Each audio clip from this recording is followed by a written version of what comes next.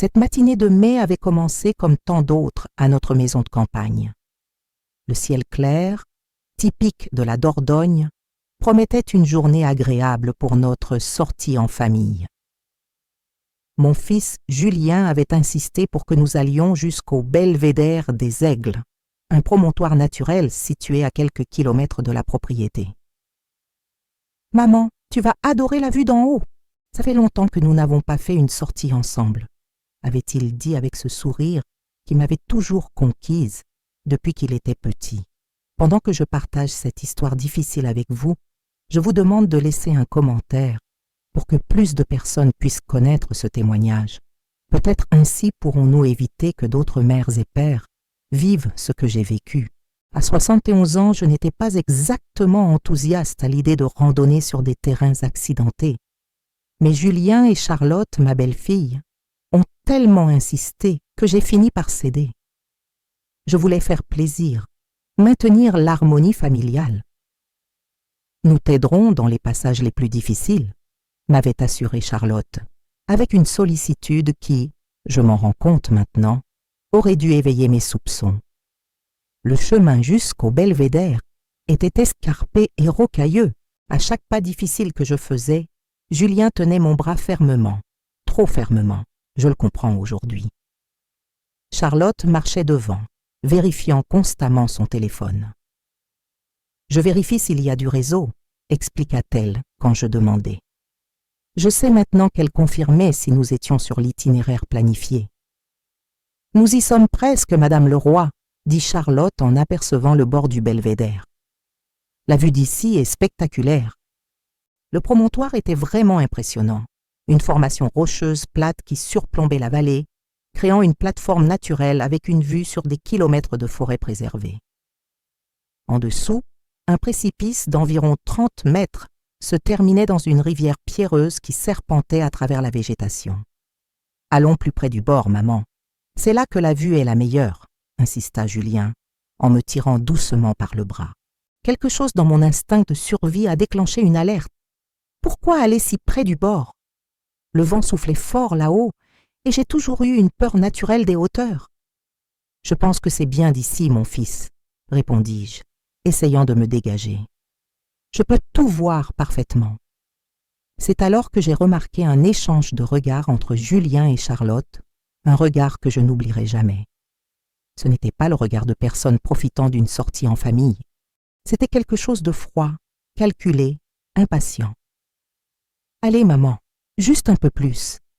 Je veux prendre une photo de toi avec la vallée en arrière-plan, » insista Julien, sa prise sur mon bras se raffermissant. J'ai essayé de reculer, mais j'étais entre eux deux, Julien tenant mon bras droit et Charlotte s'approchant maintenant par la gauche. La panique a commencé à grandir dans ma poitrine. « Julien, j'ai peur. »« Reculons un peu, » ai-je demandé, ne cachant plus mon malaise. Le visage de mon fils a changé. Le sourire affectueux a disparu, laissant place à une expression que je n'avais jamais vue auparavant, une détermination froide, presque inhumaine. « Désolé, maman, dit-il d'un ton mécanique. C'est mieux ainsi. » Je n'ai pas immédiatement compris ce qu'il voulait dire. Je ne pouvais pas comprendre. Quelle mère imaginerait que les prochaines actions du fils qu'elle a porté dans son ventre, qu'elle a allaité, à qui elle a appris à marcher et à parler, seraient de la poussée d'une falaise? La poussée est venue des deux côtés simultanément, Julien et Charlotte, dans un mouvement clairement répété. J'ai senti mes pieds quitter le sol, mon corps projeté dans le vide. Le cri qui est sorti de ma gorge ne semblait pas humain. C'était de la terreur pure, de l'incompréhension totale. La chute a semblé durer une éternité. On dit que dans ces moments-là, la vie défile devant nos yeux comme un film. Pour moi, c'était un des flashs décousus, la naissance de Julien, son premier jour d'école, son mariage avec Charlotte, son visage froid quelques secondes avant la poussée. L'impact n'est jamais venu comme il aurait dû. Au lieu de me fracasser contre les rochers au fond de la vallée, j'ai senti mon corps ralentir, comme si quelque chose amortissait ma chute. Je suis tombée sur une saillie rocheuse partiellement couverte de végétation, environ 10 mètres en dessous du sommet. L'impact a été violent, mais pas fatal, comme il aurait dû l'être. Une douleur lancinante a parcouru mon corps. J'ai senti des os se briser, l'air expulsé de mes poumons. J'ai momentanément perdu conscience. Quand j'ai repris connaissance, j'étais allongé sur le côté sur la saillie rocheuse, mon corps tordu dans des angles impossibles. La douleur était indescriptible. J'ai essayé de bouger, mais rien ne fonctionnait correctement. Le sang coulait d'une blessure à ma tête, brouillant ma vision. Au-dessus, j'ai pu entendre des voix, Julien et Charlotte, en pleine discussion. Elle est tombée sur cette saillie, elle n'a pas atteint le fond. Et maintenant, elle pourrait être vivante. Nous devons descendre et vérifier, nous assurer. Il n'y a pas le temps, des gens doivent déjà arriver. Ils ont entendu son cri. Nous devons appeler les secours, dire que c'était un accident. Et si elle a survécu, et si elle raconte ce que nous avons fait? Elle est complètement brisée. Qui la croirait contre nous? Leurs voix se sont estompées à mesure qu'ils s'éloignaient du belvédère. Ils me laissaient mourir lentement, seul, brisé sur un rocher. Mon propre fils. Je ne sais pas combien de temps je suis resté là, flottant entre conscience et inconscience. La douleur était ma seule compagnie, avec l'incompréhension absolue. Pourquoi? Qu'avais-je fait pour mériter cela? Comment le garçon qui un jour avait juré de toujours me protéger pouvait-il m'avoir jeté d'une falaise? Le son de voix et d'aboiements m'a ramené à la conscience. Un groupe de randonneurs avec des chiens était arrivé sur les lieux, alerté par mes cris. L'un des chiens a flairé ma présence sur la saillie et s'est mis à aboyer frénétiquement. « Il y a quelqu'un là-bas en bas, sur le rebord !»« Mon Dieu, c'est une dame âgée !»« Appelez les pompiers, vite !» Le sauvetage a été compliqué et douloureux. Les pompiers ont eu besoin d'équipements spéciaux pour m'atteindre sur la saillie instable. Chaque mouvement, aussi petit soit-il, provoquait des vagues de douleur qui me faisaient perdre connaissance à plusieurs reprises. « Madame, pouvez-vous nous dire ce qui s'est passé? Était-ce un accident? Étiez-vous seule ?» J'ai essayé de parler, mais les mots ne venaient pas. Pas seulement à cause de la douleur physique, mais à cause de quelque chose de plus profond. Comment expliquer l'inexplicable? Comment dire que mon propre fils et sa femme avaient tenté de me tuer? À l'hôpital, le diagnostic était effrayant. Fractures multiples aux jambes et aux bras, 3 côtes cassées, traumatisme crânien, hémorragie interne, bassin fracturé. « C'est un miracle qu'elle soit en vie », j'ai entendu un médecin commenter.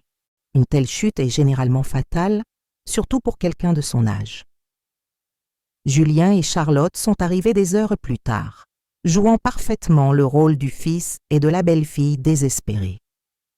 Leurs expressions d'inquiétude auraient pu tromper n'importe qui ne les aurait pas vus me pousser délibérément vers la mort.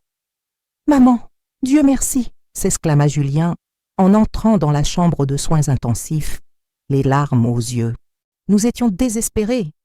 Tu t'es éloigné pour mieux voir le paysage, et quand nous nous en sommes rendus compte, tu avais glissé. » Nos regards se sont croisés. Dans le sien, au-delà du faux soulagement, il y avait quelque chose de calculateur, évaluant si je serais capable de le contredire. Dans le mien, il n'y avait qu'une question silencieuse qu'il pouvait clairement lire. Pourquoi? Un infirmier est intervenu, leur demandant de sortir pour que je puisse me reposer.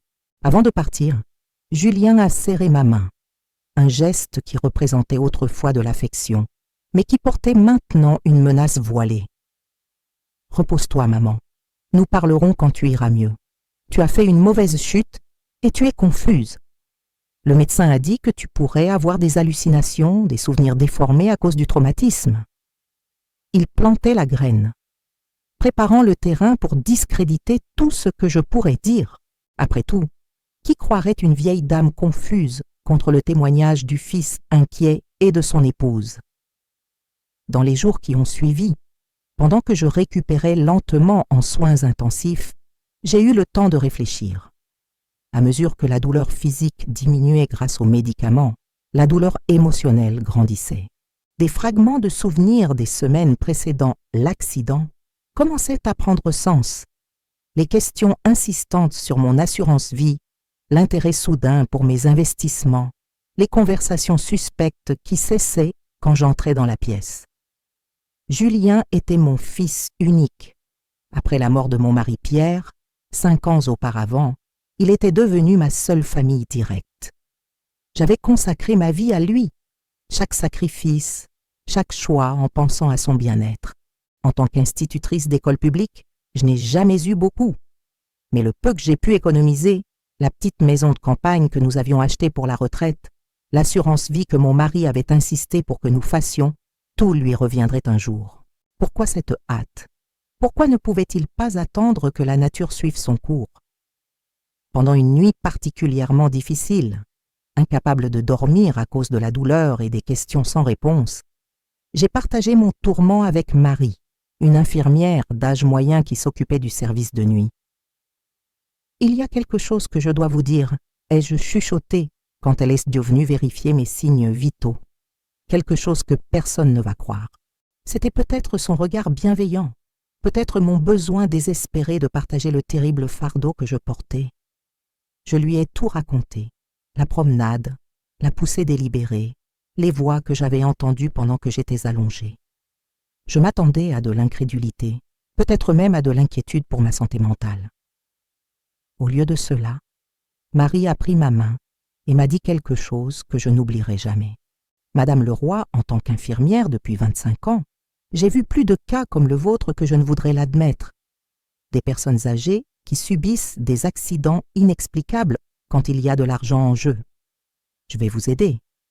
Le lendemain matin, Marie est revenue avec 2 personnes, un commissaire nommé Laurent et une assistante sociale de l'hôpital, Sophie. Avec gentillesse mais fermeté, ils m'ont demandé de répéter mon histoire. Ils ont enregistré ma déposition, photographié mes blessures, posé des questions détaillées sur mes biens, mes assurances et ma relation avec mon fils. Ce sera votre parole contre la leur, a expliqué le commissaire avec honnêteté. Mais nous sommes de votre côté et nous allons enquêter à fond. Une semaine plus tard, j'ai quitté les soins intensifs, mais suis restée hospitalisée pour récupération. Les visites de Julien et Charlotte sont devenues un exercice de dissimulation des 2 côtés. Eux, feignant l'inquiétude. Moi, feignant de les croire. Eux, insistant sur l'histoire de l'accident. Moi, prétendant être trop confuse pour les contredire. « Tu te souviens comment tu as glissé, maman ?» répétait souvent Julien, comme s'il pouvait implanter ce faux souvenir dans mon esprit. C'était si rapide que nous n'avons pas pu te retenir. Oui, si rapide, répondais-je vaguement, observant le soulagement dans ses yeux, sans savoir que chaque visite était enregistrée et chaque mensonge documenté. C'est pendant l'une de ces visites que j'ai découvert la véritable raison derrière cette tentative d'assassinat. Julien a laissé son téléphone dans la chambre quand il est sorti chercher un café. Une notification de message a illuminé l'écran. Une demande de paiement d'un prêteur clandestin. J'ai pris l'appareil de mes mains tremblantes et, sachant encore utiliser la technologie raisonnablement bien, j'ai réussi à accéder à ces messages. Ce que j'ai vu m'a glacé le sang. Julien devait plus de 500 000 € à des usuriers en raison de paris sportifs et de jeux de hasard. Il y avait des messages menaçants, des dates limites, des références à des conséquences s'il ne payait pas rapidement.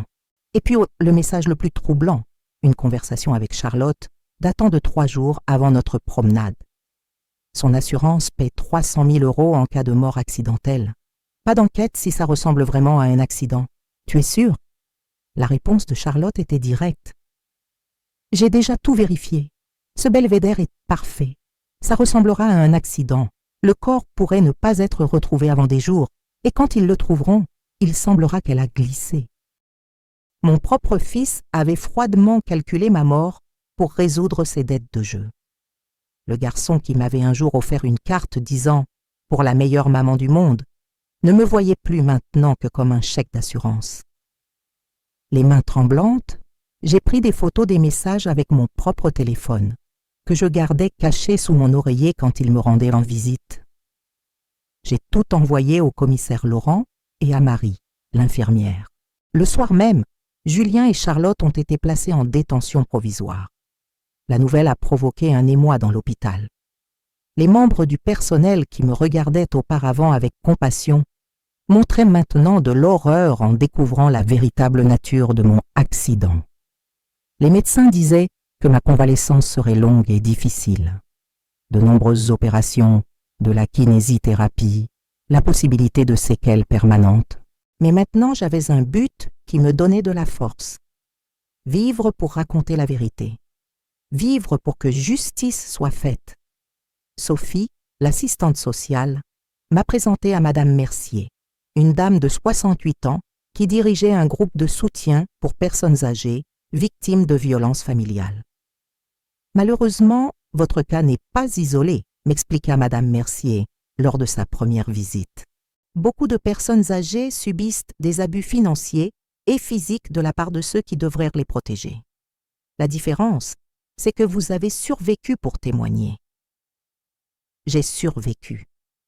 Pour une raison inexplicable, je suis tombée exactement sur la seule saillie qui pouvait empêcher ma mort certaine. Les médecins appelaient cela une chance extraordinaire.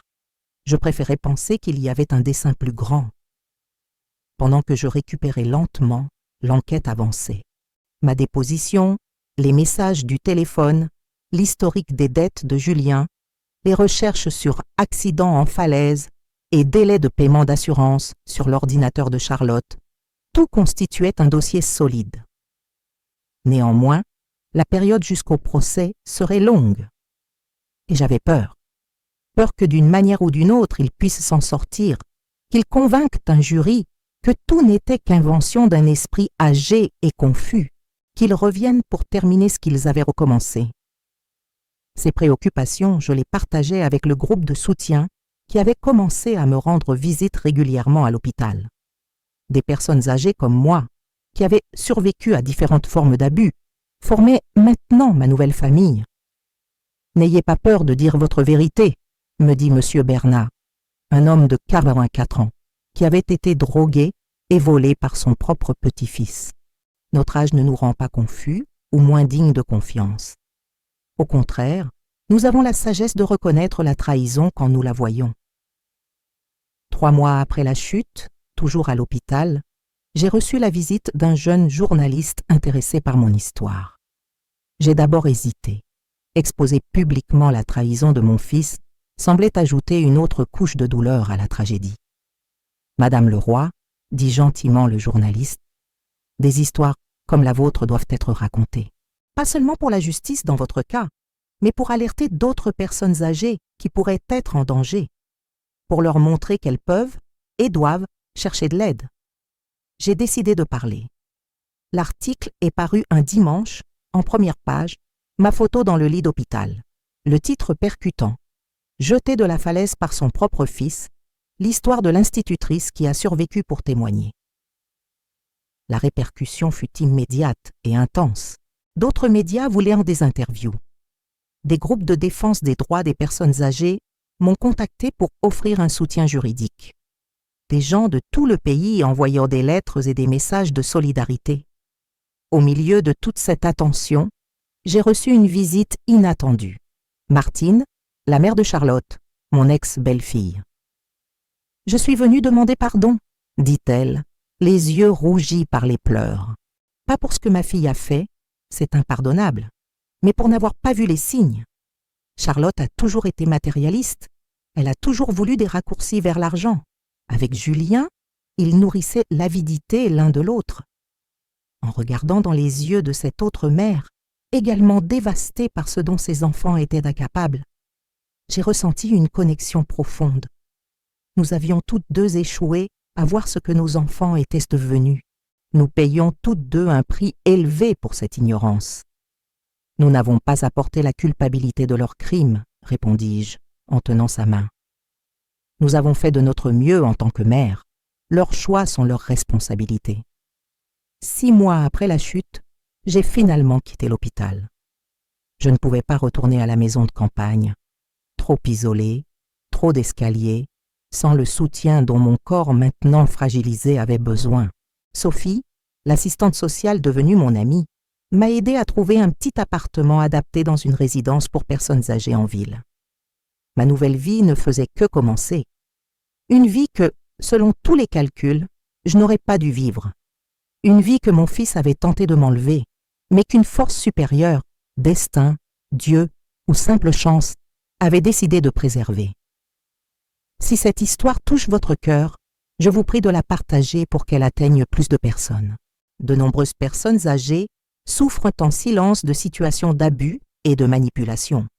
Votre commentaire et votre partage peuvent aider à sauver des vies d'années réelles. Le procès approchait et je serai là, debout, avec l'aide d'une canne, pour regarder mon fils dans les yeux et raconter au monde ce qu'il avait fait. Non pas avec haine, non pas avec soif de vengeance, mais avec la force tranquille de la vérité. Quand le jour est finalement arrivé, le tribunal était comble. Journalistes, étudiants en droit, curieux et surtout groupe de soutien aux personnes âgées, tous voulaient suivre l'affaire qui était devenue le symbole de la violence contre les aînés. Madame Mercier et les membres de notre groupe de soutien occupaient le premier rang comme ils l'avaient promis. Force silencieuse qui me soutenait. Marie, l'infirmière qui m'avait cru dès le premier instant, avait obtenu un congé de l'hôpital pour être présente. Sophie, l'assistante sociale, était assise à mes côtés pendant que nous attendions le début de la séance. « Êtes-vous prête, Madame Leroy » demanda-t-elle doucement. « Prête ? Comment pourrais-je être prête à affronter publiquement la plus grande trahison de ma vie ? Comment pourrais-je être prête à regarder dans les yeux le fils qui avait tenté de me tuer ? Je suis vivante, répondis-je. Et c'est déjà plus que ce que Julien et Charlotte avaient prévu. Quand les gardes ont amené les accusés, j'ai ressenti une douleur dans la poitrine qu'aucune des fractures n'avait causée. Julien, mon fils unique, le garçon qui autrefois courait dans mes bras quand l'orage grondait fort, est entré menotté, tête baissée, l'uniforme orange de la prison contrastant grotesquement avec le souvenir que je gardais de lui en tenue de remise de diplôme, de mariage. Nos regards se sont brièvement croisés. Dans le sien, j'ai vu quelque chose que je n'ai pas pu complètement déchiffrer. De la honte, du regret, ou simplement du calcul, évaluant ses chances. Le procès a commencé avec les formalités habituelles. La procureure, maître Valérie Durand, a présenté l'affaire avec une éloquence précise. Ce que nous verrons dans ce tribunal est le visage le plus hideux de la cupidité humaine. Un fils et sa femme qui ont froidement planifié la mort de leur propre mère pour toucher une assurance. Un crime qui a échoué non par manque de détermination des accusés, mais par un hasard du destin qui a permis à la victime de survivre pour raconter son histoire. L'avocat de la défense, maître Philippe Moreau, un homme d'âge moyen à l'expression calculée de compassion, a présenté la version à laquelle je m'attendais déjà.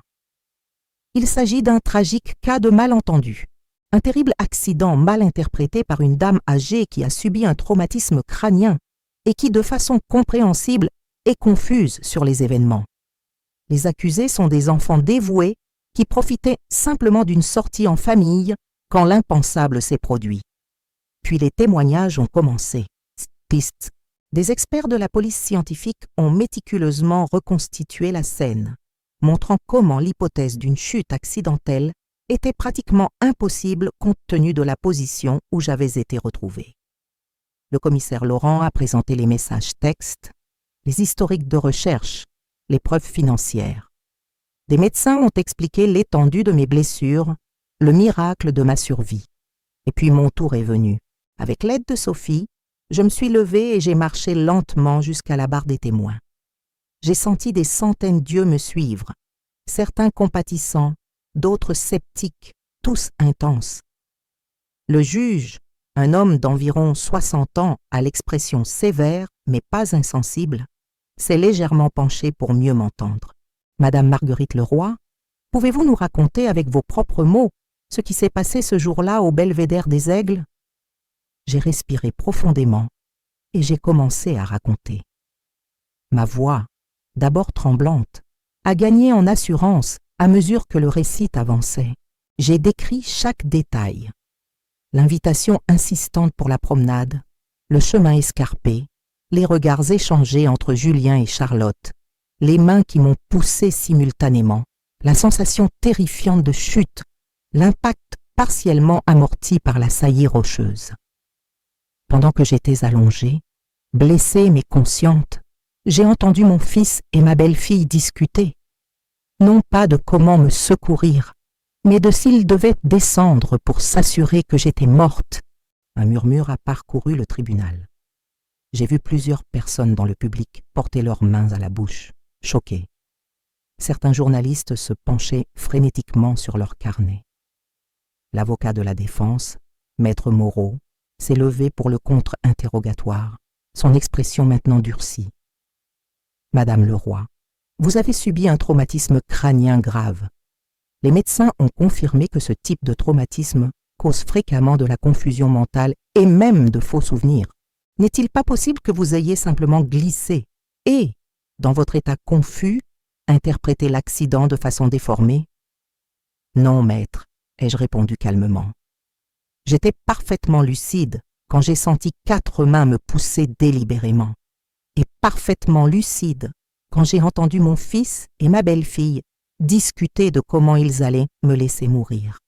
Ne trouvez-vous pas commode que le supposé motif de ce crime, l'argent de l'assurance, ne soit apparu qu'après que vous ayez eu accès au téléphone de votre fils pendant votre convalescence? N'auriez-vous pas pu créer ce récit après avoir lu les messages? Les messages n'ont fait que confirmer ce que je savais déjà, maître. Personne ne glisse quand il est fermement tenu par 2 personnes, à moins que ces 2 personnes ne décident de le pousser. Pendant près de 2 heures, il a tenté de me discréditer, questionnant ma mémoire, ma relation avec Julien, suggérant que je pourrais être confuse ou même ressentie pour une raison antérieure. Je suis restée ferme, répondant à chaque question avec la même clarté et sérénité. Quand j'ai finalement pu retourner à ma place, Sophie a serré ma main et murmuré « Vous avez été incroyable ». Dans les jours suivants, d'autres témoignages sont venus. Julien et Charlotte sont restés fermes sur l'histoire de l'accident, mais leurs explications pour les messages textes, les recherches sur l'assurance et les belvédères étaient faibles, contradictoires. Nous avions des problèmes financiers, oui, a admis Julien à la barre des témoins, évitant mon regard. Mais je n'aurais jamais fait de mal à ma mère. Les messages étaient hypothétiques. Un moment de désespoir, des fantasmes sombres que nous n'avions jamais l'intention de réaliser. « Et qu'est-ce qui explique la poussée que votre mère décrit si clairement ?» demanda la procureure. « Il n'y a pas eu de poussée. Elle a glissé. Nous avons essayé de la retenir, mais c'était trop rapide. » C'est pendant le témoignage de Charlotte que tout a changé. Plus jeune que Julien, moins expérimentée dans le mensonge, elle a commencé à montrer des fissures dans sa façade à mesure que l'interrogatoire avançait. Les messages n'étaient là que des idées stupides, insistait-elle, la voix de plus en plus instable. Nous ne les aurions jamais mises en œuvre. Alors comment expliquez-vous que le scénario exactement décrit dans les messages, emmener votre belle-mère au belvédère, un accident causant une mort qui semblerait naturelle, se soit presque produit 2 semaines plus tard, a insisté la procureure. C'était une coïncidence, une terrible coïncidence. Le 3e jour du procès, après une pause déjeuner, quelque chose d'inattendu s'est produit. Charlotte a demandé à faire une déclaration supplémentaire. Son avocat semblait alarmé, essayant de la dissuader par des chuchotements urgents, mais elle a insisté. Le juge l'a autorisée et elle est retournée à la barre des témoins. Ses yeux étaient rouges, ses mains tremblaient visiblement. « Je veux changer ma déposition », dit-elle, d'une voix presque inaudible. Un murmure parcourut l'ensemble du tribunal. « Je n'en peux plus de mentir. » Julien se leva brusquement, retenu par les gardes. « Charlotte, tais-toi » cria-t-il. « Ne fais pas ça !» Le juge ordonna à Julien de s'asseoir et fit signe à Charlotte de continuer. Tout était planifié, avoua-t-elle, les larmes coulant maintenant librement. Julien devait beaucoup d'argent à des personnes dangereuses. Il menaçait tous nos vies. L'assurance semblait être la seule issue. Le tribunal était maintenant dans un silence absolu. On pouvait entendre le bourdonnement de la climatisation. Il a dit que ce serait rapide, qu'elle ne sentirait rien, que c'était mieux ainsi plutôt que de la laisser seule après qu'il nous aurait tués à cause des dettes. Je fermai les yeux, ressentant une vague de nausée. Même maintenant, elle essayait de justifier l'injustifiable. Quand nous l'avons poussée et qu'elle a crié, ce cri, je ne l'oublierai jamais. Quand nous avons vu qu'elle était tombée sur la saillie et non au fond, je voulais descendre, l'appeler, faire quelque chose. Mais Julien a dit qu'il était trop tard, que nous devions maintenir l'histoire de l'accident. Julien criait maintenant, essayant d'interrompre, étant traîné hors du tribunal par les gardes. Ses cris résonnaient dans le couloir. « Tu nous tues! Tu nous tues !» Charlotte continua, comme si un barrage s'était rompu en elle. Nous avons feint l'inquiétude à l'hôpital. Nous vérifions si elle se souvenait, si elle nous soupçonnait. Nous prévoyions d'essayer à nouveau si elle sortait de l'hôpital. Un accident à la maison peut-être. Cette dernière révélation provoqua une réaction d'horreur audible dans le tribunal. Le juge dut demander le silence à plusieurs reprises. « Pourquoi avouez-vous maintenant ?» demanda la procureure, visiblement surprise par ce revirement. Charlotte me regarda directement pour la première fois depuis le début du procès. Parce que je n'arrive plus à la regarder et à mentir. Parce que chaque nuit, je vois ce visage terrifié pendant qu'elle tombait. Parce que... Elle hésita, sanglotant. Parce que je mérite la punition pour ce que j'ai fait. L'audience fut suspendue au milieu d'un chaos de voix et de mouvements. Des journalistes couraient pour utiliser leur téléphone. Le public commentait avec agitation. Les avocats discutaient en cercle tendu. Sophie m'entoura de ses bras protecteurs, tandis que j'essayais d'assimiler ce que je venais d'entendre. La confirmation explicite de ce que je savais déjà n'apportait pas de soulagement, seulement une tristesse encore plus profonde. Ils allaient essayer à nouveau, murmurai-je, presque pour moi-même. Si j'avais survécu et que j'étais rentrée chez moi, mais cela n'est pas arrivé. Sophie serra ma main. Vous êtes en sécurité maintenant. Ils ne pourront plus jamais vous faire de mal. Le lendemain, la nouvelle de l'aveu de Charlotte était dans tous les journaux. À la porte du tribunal, j'ai dû être escortée à travers une foule de reporters et de caméras. Des questions fusèrent de toutes parts. Comment vous sentez-vous après cet aveu? Pouvez-vous pardonner à votre fils? Que prévoyez-vous de faire maintenant? À l'intérieur, le tribunal était encore plus bondé. Julien semblait être un homme différent, non plus arrogant ou calculateur, mais défait, les yeux creusés de quelqu'un qui n'a pas dormi, le visage tordu dans une expression amère. Le juge annonça qu'en raison de l'aveu de Charlotte, le procès serait abrégé. La défense demanda un accord, mais le parquet refusa. « Cette affaire doit aller jusqu'au bout », déclara Maître Durand.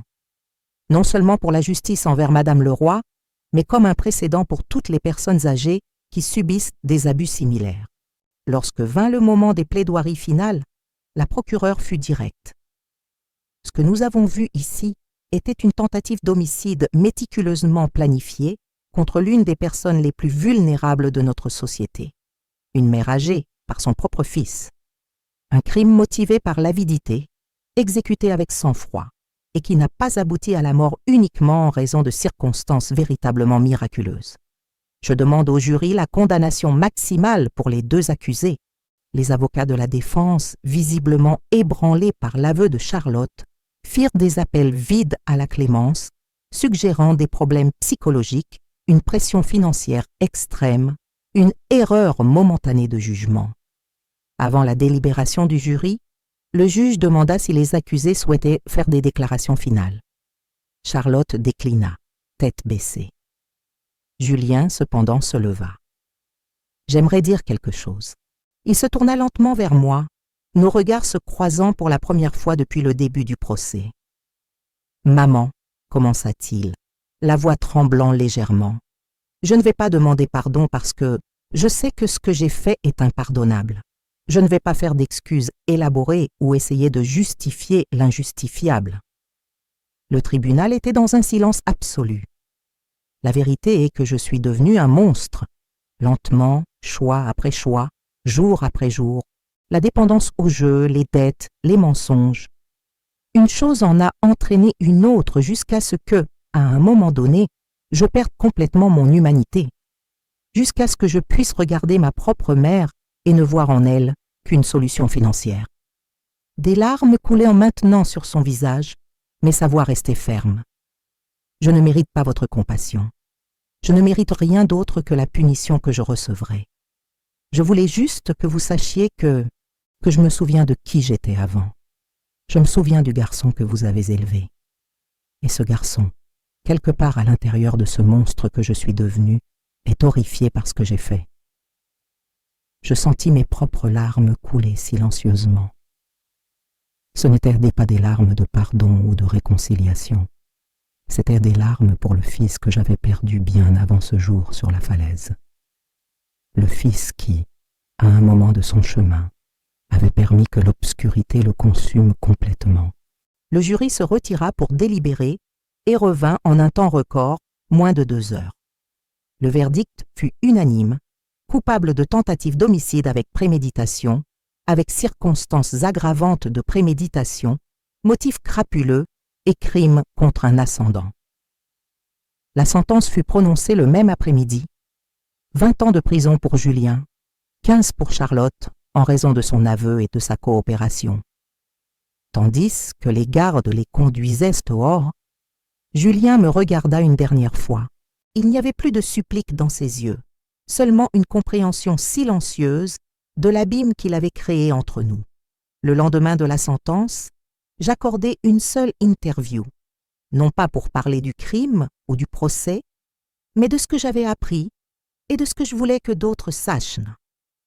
« Ce qui m'est arrivé n'est pas un cas isolé », expliquai-je à la journaliste. « Chaque jour, des personnes âgées sont victimes d'abus physiques, émotionnels, financiers, souvent par leur propre famille. La différence est que beaucoup ne survivent pas pour le raconter, ou quand ils survivent, ils n'ont pas de voix, personne pour les croire. Pouvez-vous comprendre ce qui a motivé votre fils ? Demanda la journaliste, visiblement émue par mon histoire. Comprendre peut-être. Accepter, jamais. Je fis une pause, choisissant soigneusement mes mots. Julien a fait des choix, chacun d'eux le conduisant plus profondément dans l'obscurité. La dépendance au jeu, les dettes, les mensonges, et finalement, la décision que ma vie valait moins que l'argent de l'assurance. Et qu'avez-vous révélé au tribunal qui a tant choqué ? Ce n'était pas seulement mon témoignage, mais le contexte complet qui a émergé. Comment des personnes apparemment normales, un fils et une belle-fille considérés comme dévoués par les voisins, pouvaient planifier aussi froidement quelque chose d'aussi horrible. Comment l'avidité peut complètement consumer l'humanité de quelqu'un. Et aussi, la révélation de la vulnérabilité que nous, personnes âgées, affrontons dans une société qui nous voit souvent comme des fardeaux ou des obstacles. La journaliste acquiesça gravement. Et maintenant, quelle est la prochaine étape de votre vie ? Un petit sourire apparut sur mes lèvres pour la première fois depuis longtemps. J'ai survécu à une chute d'une falaise. J'ai survécu à la trahison la plus profonde imaginable. J'ai survécu à un processus judiciaire éprouvant. Je n'ai pas survécu à tout cela juste pour exister. J'ai survécu pour vivre avec un but. Je sais que beaucoup d'entre vous qui regardez peuvent connaître quelqu'un en situation de vulnérabilité. S'il vous plaît, ne cessez pas de regarder jusqu'à la fin. Ce que je vais partager pourrait aider à sauver des vies. Et si vous n'avez pas encore laissé un commentaire, faites-le maintenant pour que ce message atteigne plus de personnes. Dans les semaines qui ont suivi le procès, l'affaire a continué à faire écho au niveau national. Mes paroles sur la vulnérabilité des personnes âgées ont touché une corde sensible dans la société. J'ai reçu des invitations pour participer à des émissions de télévision, donner des conférences, raconter mon histoire. Initialement réticente, j'ai réalisé qu'il y avait une opportunité de transformer ma tragédie personnelle en un catalyseur de changement. Avec l'aide de Madame Mercier et du groupe de soutien, j'ai commencé à accepter certaines de ces invitations. C'était douloureux de revivre la trahison et la chute à plusieurs reprises. Mais chaque fois que je partageais mon histoire, quelqu'un dans l'auditoire, généralement une personne âgée ou un membre de sa famille, venait ensuite partager des situations similaires qu'il vivait. Des personnes qui trouvaient enfin le courage de chercher de l'aide, de briser des cycles d'abus.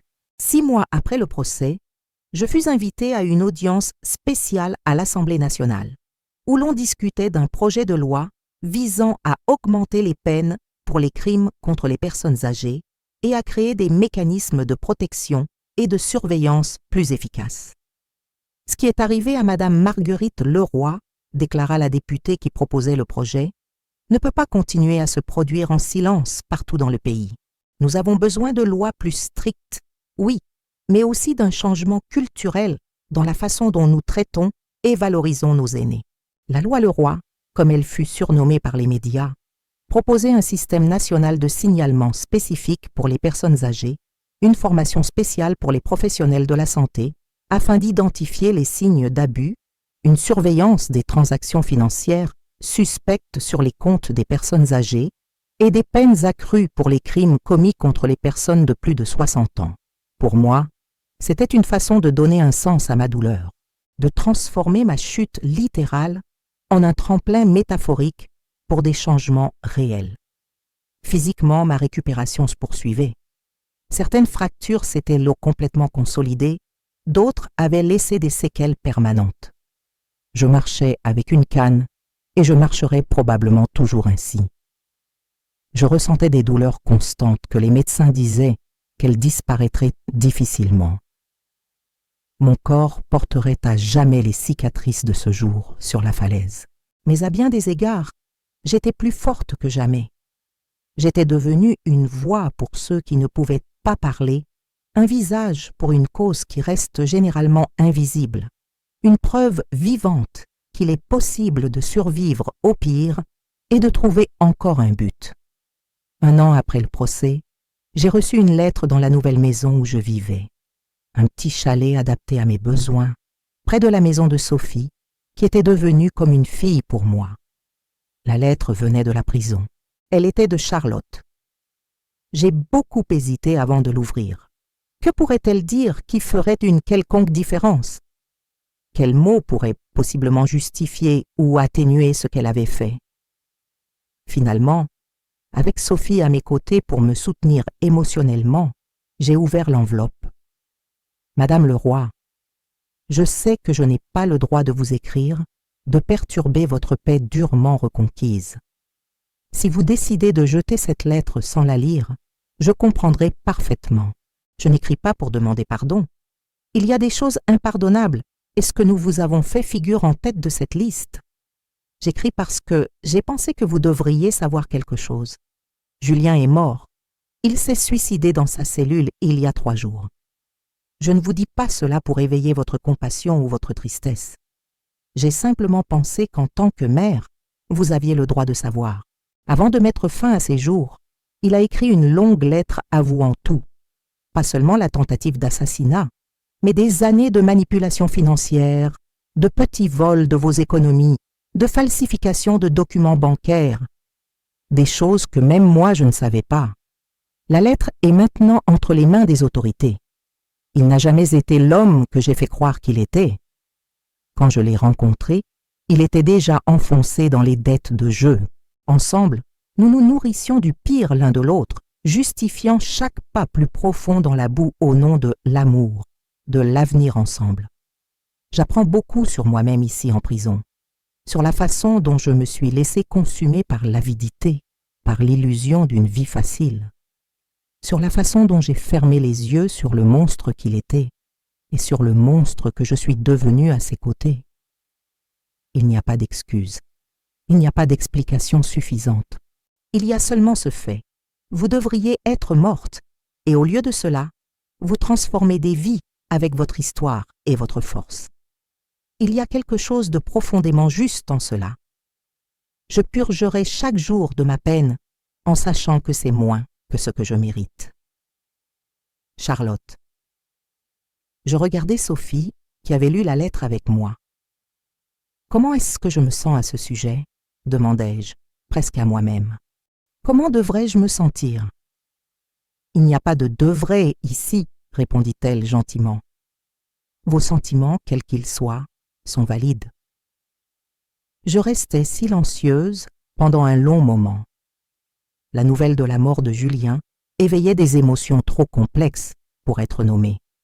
Ce n'était pas du soulagement, ce n'était pas de la satisfaction, ni même de la colère ou de la pure tristesse. C'était quelque chose de plus profond, un sentiment doux, amer de clôture, accompagné de la constatation finale de la tragédie complète que notre histoire familiale était devenue. Il était mon fils, dis-je finalement. Aussi monstrueuses qu'aient été ses actions, une partie de moi le verra toujours comme le petit garçon qui tenait ma main pour traverser la rue. Et cette partie souffre maintenant. Sophie acquiesça, comprenant la complexité impossible de la situation. Vous pouvez pleurer le fils que vous avez perdu il y a longtemps, sans minimiser la gravité de ce qu'il a fait. Dans les jours qui suivirent, je m'occupais des arrangements nécessaires. Même en tant que criminel condamné, Julien restait légalement mon fils. J'optais pour une crémation simple, sans cérémonie. Il n'y aurait pas d'hypocrisie pour un dernier adieu, pas de déclaration publique de perte. Je gardais mes larmes pour des moments privés, non pas pour l'homme qui avait tenté de me tuer, mais pour le garçon qu'il avait été autrefois, pour le fils que j'avais perdu bien avant ce jour sur la falaise. 2 ans après le procès, la loi Leroy fut finalement adoptée. Lors de la cérémonie de promulgation, je fus invitée à prendre la parole. Debout, avec ma canne devenue ma compagne constante, je regardais la mère de visages attentifs. « Cette loi ne me rend pas tout ce que j'ai perdu, » dis-je d'une voix claire. « Elle n'efface pas les cicatrices sur mon corps ou dans mon âme, mais elle signifie que d'autres personnes âgées auront des protections que je n'ai pas eues, que d'autres enfants réfléchiront à 2 fois avant de considérer leurs parents comme des obstacles ou de simples ressources financières, que d'autres professionnels auront des outils pour intervenir avant qu'il ne soit trop tard.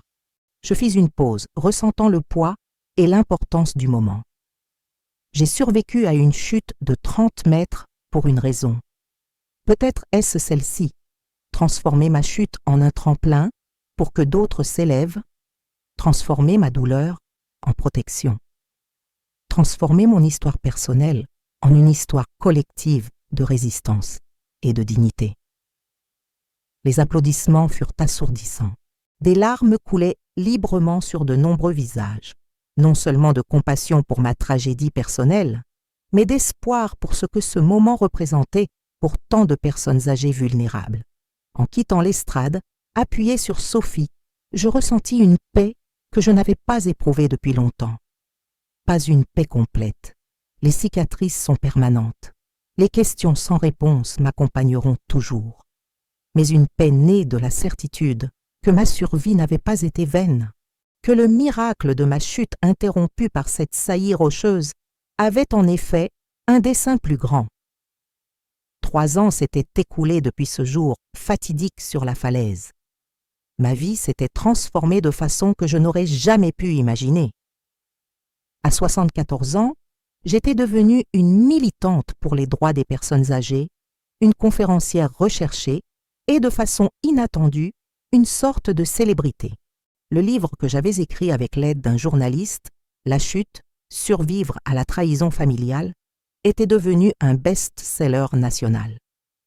Si vous suivez cette histoire et que vous vous souciez de la protection des droits des personnes âgées, laissez votre commentaire. Votre interaction aide à diffuser ce message important à ceux qui en ont le plus besoin. Un mardi matin, alors que je prenais mon café sur la terrasse du chalet où je vivais, je reçus un appel surprenant. C'était une productrice d'une grande chaîne de télévision. « Madame Leroy, nous développons une mini-série basée sur votre histoire. Nous avons déjà les droits par l'intermédiaire de votre éditeur, mais nous aimerions vous avoir comme consultante pour nous assurer que nous raconterons tout avec précision et sensibilité.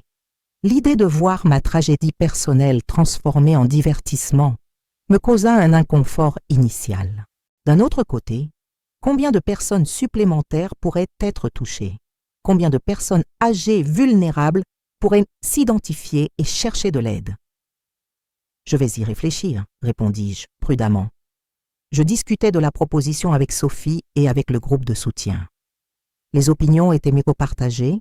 Certains y voyaient une précieuse opportunité de sensibilisation de masse, d'autres craignaient l'exploitation sensationnaliste du traumatisme. Je décidai d'accepter, mais avec des conditions claires. J'aurais un contrôle sur la façon dont l'histoire serait racontée, rien ne serait romancé ou sensationnalisé, et une partie des bénéfices serait dirigée vers la Fondation Nouveau Regard, l'organisation à but non lucratif que nous avions créée pour aider les personnes âgées, victimes d'abus. Au cours des mois suivants, je travaillais étroitement avec les scénaristes et l'actrice choisie pour m'interpréter. Une vétérane respectée du cinéma français, connue pour son intégrité artistique. Revivre chaque détail de cette terrible expérience pendant les consultations était douloureux. Mais il y avait quelque chose de cathartique à voir mon histoire traitée avec tant de soin et de respect. Pourquoi insistez-vous tant pour que nous montrions votre relation antérieure avec Julien comme aimante et normale? Me demanda un jour la scénariste principale. Ne serait-ce pas plus percutant s'il y avait déjà des signes de problème? Parce que c'est la vérité la plus effrayante, répondis-je. Parce que je veux que les gens comprennent que cela peut arriver dans n'importe quelle famille. Que le fils qui embrasse votre front chaque soir peut être le même qui un jour calculera combien vaut votre vie en termes de monétaire. C'est la réalité à laquelle de nombreuses personnes âgées sont confrontées. La trahison vient souvent enveloppée dans des sourires et des embrassades. La mini-série Précipice fut diffusée aux heures de grande écoute 6 mois plus tard. L'impact fut immédiat et profond. Le nombre de signalements d'abus envers les personnes âgées augmenta de 300% dans les semaines qui suivirent. Des groupes de discussion émergèrent sur les réseaux sociaux. Des écoles invitèrent des experts à parler du soin et du respect envers les plus âgés. Au milieu de cette agitation, je reçus un appel téléphonique de la prison pour femmes où Charlotte purgeait sa peine.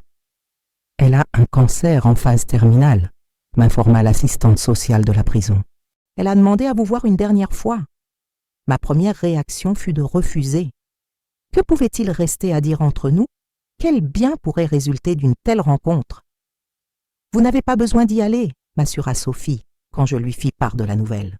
« Vous ne lui devez rien. » Mais quelque chose en moi, peut-être l'institutrice que j'avais toujours été, croyant toujours à la possibilité d'apprentissage jusqu'à la fin, me poussa à accepter. La prison était un endroit froid, pas seulement en température. Charlotte était à l'infirmerie, visiblement consumée par la maladie. À 40 ans, elle en paraissait 60, son corps maigre et jaunâtre, son regard terne. Une ombre de la femme belle et confiante qui avait planifié ma mort.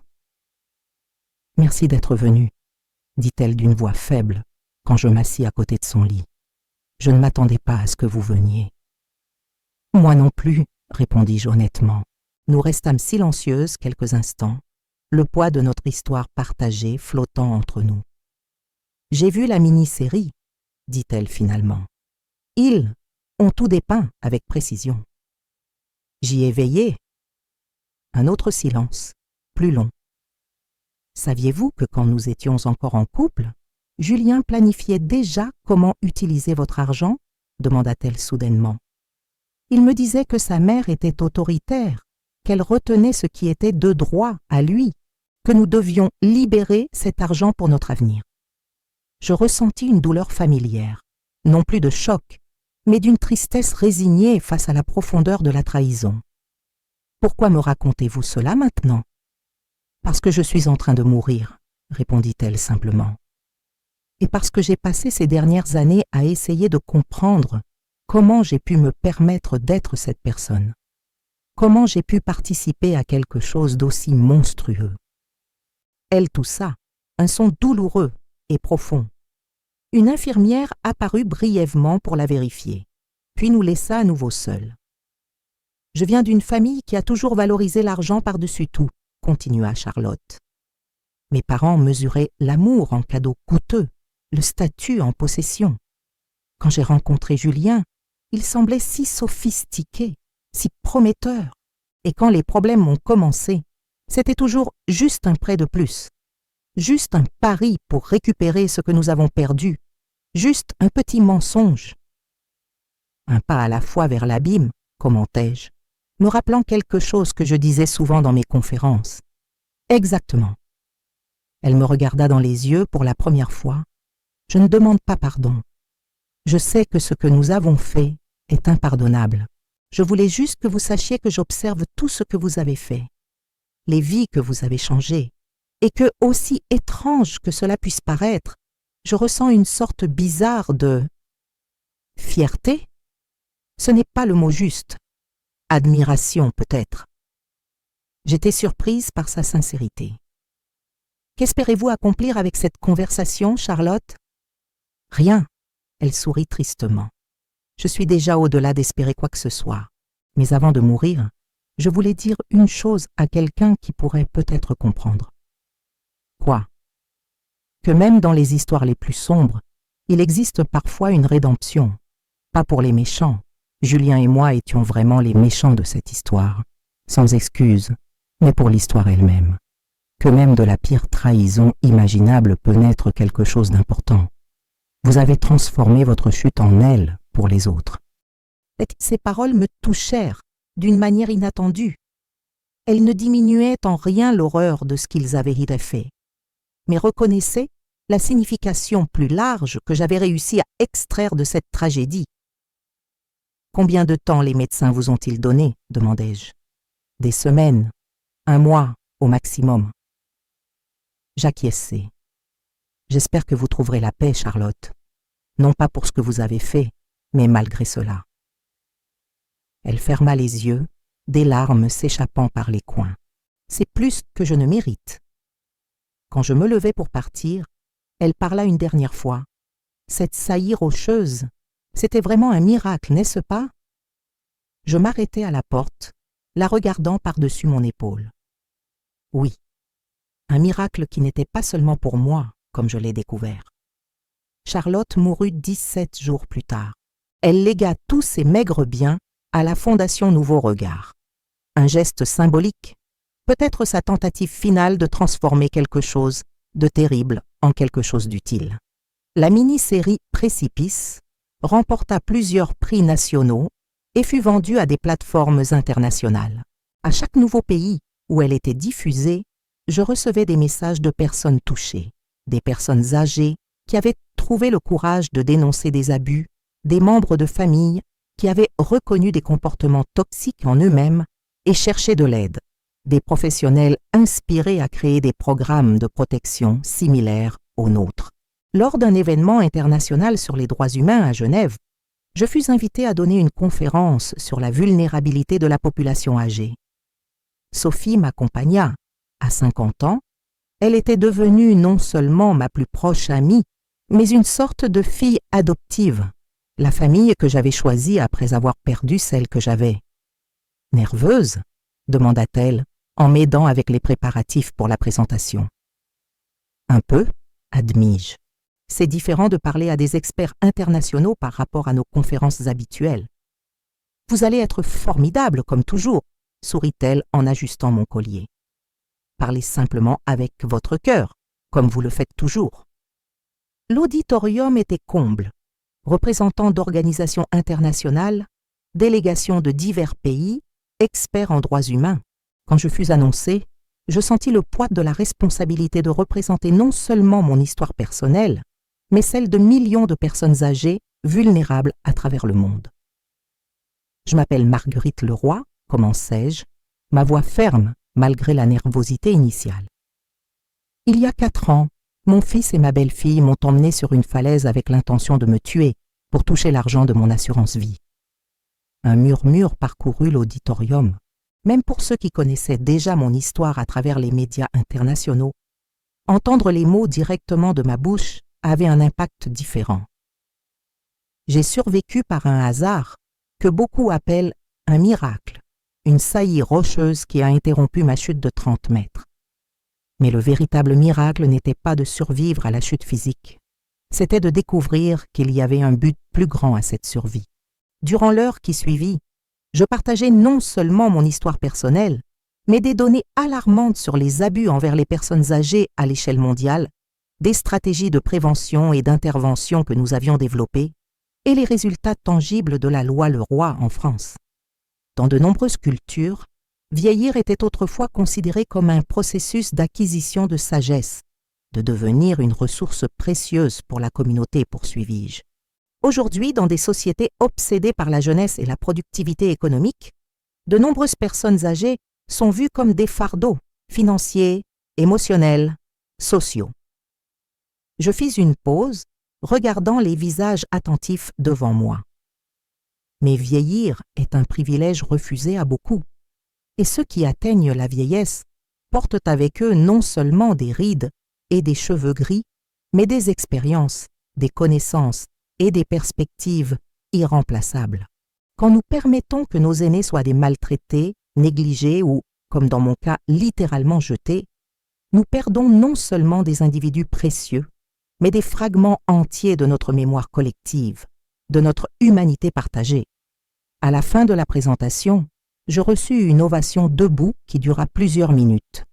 Des délégations de 5 pays différents demandèrent à des réunions pour discuter de la mise en œuvre de lois similaires à la loi Leroy. Une organisation internationale offrit un financement pour étendre le travail de la Fondation Nouveau Regard à d'autres pays européens. Ce soir-là, lors d'un dîner offert par les organisateurs de l'événement, un homme âgé s'approcha de ma table. Il se présenta comme Dr Ibrahim Nasser, un gérontologue égyptien renommé. « Votre histoire est remarquable, Madame Leroy », dit-il, s'asseyant à mes côtés avec permission. « Mais j'ai été particulièrement touché par quelque chose de spécifique que vous avez dit dans votre conférence. »« Quoi donc ?»« À propos de transformer votre chute en aile pour les autres. C'est une métaphore puissante. » Je souris, me rappelant où j'avais entendu cette phrase pour la première fois, de Charlotte, sur son lit de mort.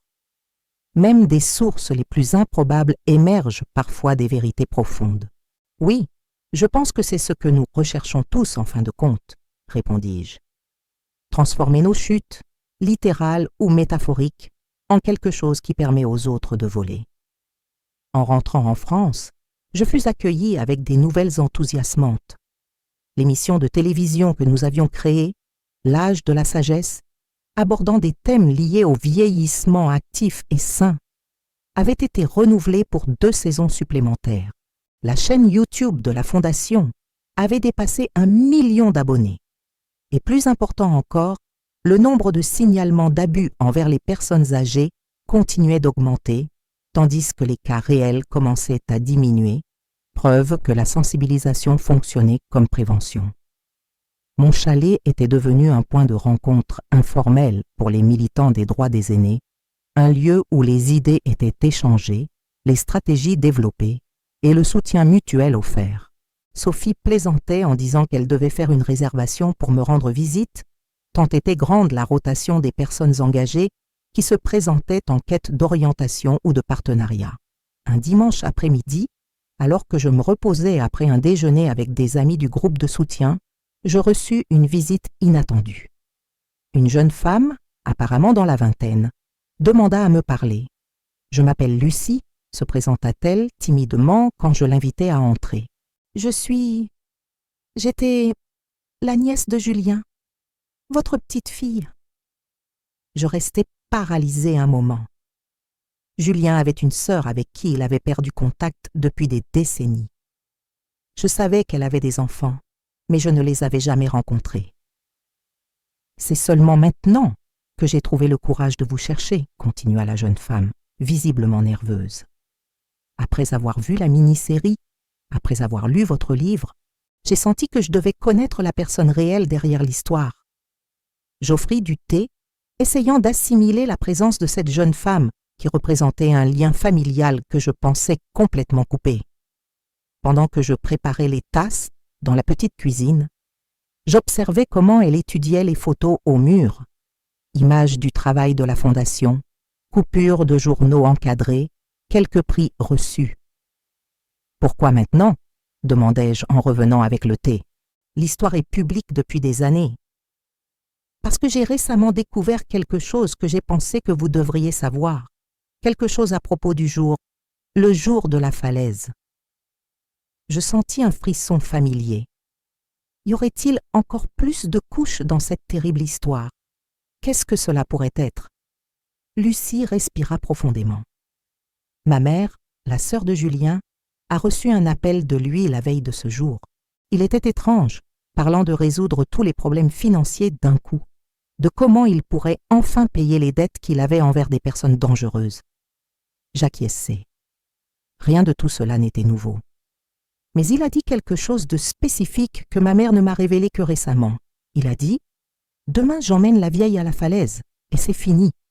Si tu n'es pas d'accord, il vaut mieux que tu ne saches rien. » Je sentis un frisson dans ma colonne vertébrale. « Votre mère savait, avant que cela n'arrive ?» Elle n'a pas cru qu'il ferait vraiment quelque chose.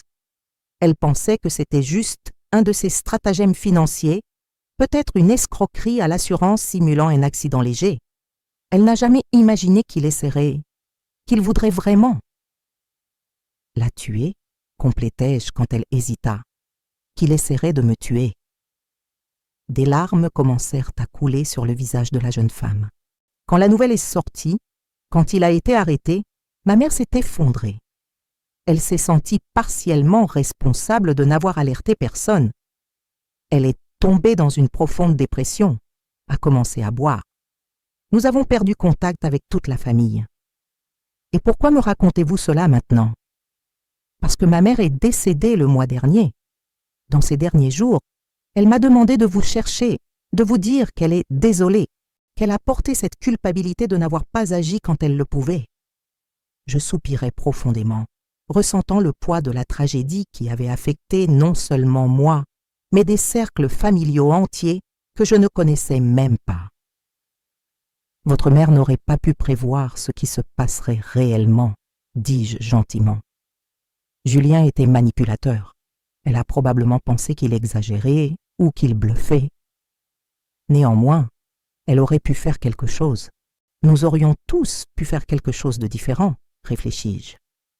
J'aurais pu remarquer les signes plus tôt.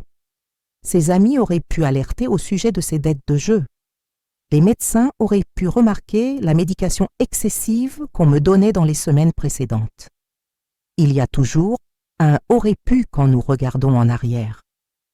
Nous restâmes silencieuses quelques instants, chacune perdue dans ses propres pensées. « Vous êtes différente de ce que j'imaginais », dit finalement Lucie. « Après avoir vu la mini-série, je m'attendais à quelqu'un de plus. » Amère? Vindicative? Peut-être. Je ne sais pas. Je souris légèrement. J'ai été comme ça au début. La colère me consumait. Mais j'ai découvert que la colère, c'est comme boire du poison en espérant que quelqu'un d'autre en meure. À la fin, cela ne fait de mal qu'à nous-mêmes. Comment avez-vous réussi à surmonter cela? Comment avez-vous pu transformer tout cela en quelque chose de positif? C'était une question qu'on me posait souvent et pourtant, elle me faisait toujours réfléchir à nouveau. Je n'ai pas surmonté exactement.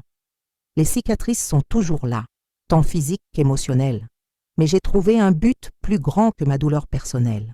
J'ai réalisé que je pouvais utiliser mon expérience pour aider les autres, pour éviter que d'autres familles ne vivent la même chose. Je regardais la jeune femme. Elle avait les mêmes yeux que Julien, réalisai-je avec un sursaut. Les yeux qui avaient été gentils autrefois, avant que l'avidité et la dépendance ne les transforment. « Avez-vous de la famille à part votre mère ?» Un frère plus jeune. Il ne sait pas que je suis venue aujourd'hui. Vous allez bien, financièrement, émotionnellement. Elle parut surprise par mon inquiétude. Nous survivons. Ce n'est pas facile de porter le nom de famille de quelqu'un devenu célèbre pour quelque chose d'aussi terrible. J'acquiesçai avec compréhension. Les actions de Julien ont affecté de nombreuses vies au-delà de la mienne, y compris la vôtre, apparemment. Est-ce que vous me permettriez de vous rendre visite à nouveau un jour? Peut-être amener mon frère? Il a du mal à faire face à tout cela. La question me prit par surprise. Étrangement, je ressentis une connexion avec cette jeune femme qui était techniquement ma petite-fille, mais dont j'ignorais l'existence jusqu'à aujourd'hui. Bien sûr, répondis-je sincèrement. Cette porte vous est ouverte. Quand Lucie partit, je restais sur la terrasse, à la regarder marcher le long de la route. Il y avait quelque chose de symbolique dans cette rencontre, un rappel que même les histoires les plus sombres peuvent avoir des suites inattendues, que les connexions humaines sont complexes et surprenantes, et que la guérison peut venir de sources imprévues.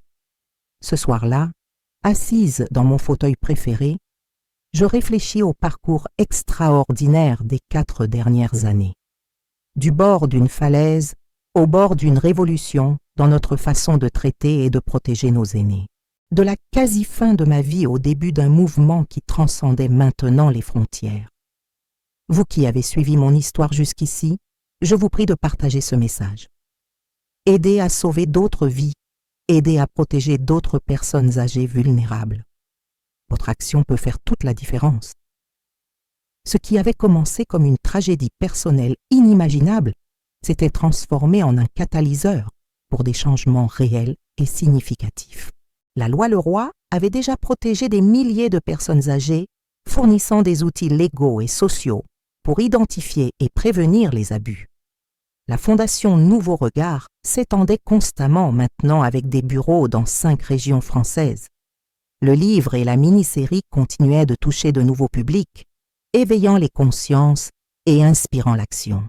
Et moi, je m'étais transformée de victime en militante, de survivante en leader, d'une femme qui avait failli tout perdre en une, qui avait découvert un nouveau but dans la vie. Les douleurs physiques des multiples fractures m'accompagnaient encore quotidiennement, un rappel constant de ce qui s'était passé. La canne restait ma fidèle compagne. Certaines nuits étaient encore peuplées de cauchemars de chute, de trahison, mais chaque matin, en me réveillant et en voyant l'impact tangible du travail que j'accomplissais, je ressentais une profonde gratitude pour cette inexplicable saillie rocheuse qui avait interrompu ma chute. Pour ce miracle qui m'avait donné non seulement quelques années de vie supplémentaires, mais l'opportunité de donner un sens à cette survie. Comme je le disais souvent dans mes conférences, parfois nous devons tomber pour découvrir que nous pouvons voler. Parfois, c'est au moment de la plus grande obscurité que nous trouvons notre lumière la plus puissante. Parfois, c'est seulement quand nous perdons tout que nous découvrons ce qui compte vraiment.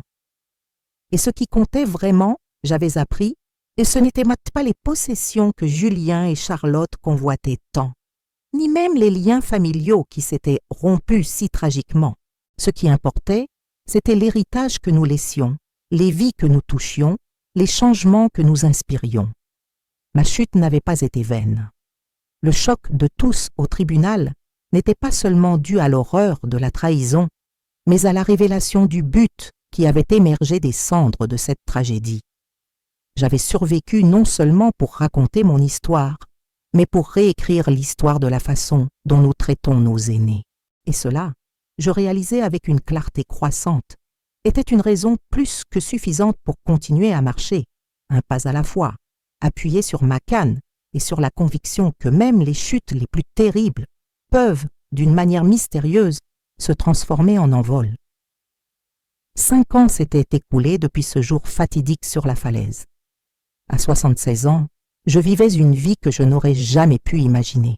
La Fondation Nouveau Regard opérait maintenant à l'international, avec des projets dans 7 pays européens. La loi Leroy avait inspiré une législation similaire dans 3 pays voisins. Et moi, une simple institutrice retraitée qui avait failli perdre la vie des mains de son propre fils, j'étais devenue un symbole de résilience et de transformation. Lucie et son frère Thomas étaient devenus des présences régulières dans ma vie. Nos premières rencontres avaient été tendues et émotionnellement éprouvantes, Ils portaient non seulement la honte de ce que leur oncle avait fait, mais aussi la culpabilité de leur mère qui avait connu le plan et n'avait pas agi. Avec le temps, cependant, nous avions développé une relation affectueuse qui m'avait donné quelque chose que je pensais avoir perdu pour toujours, une famille. Grand-mère, appela Thomas. Il avait commencé à m'appeler ainsi récemment, testant le mot avec précaution, comme s'il craignait ma réaction. J'ai trouvé quelque chose que je pensais que vous aimeriez voir. C'était un dimanche matin, lors d'un de nos cafés hebdomadaires.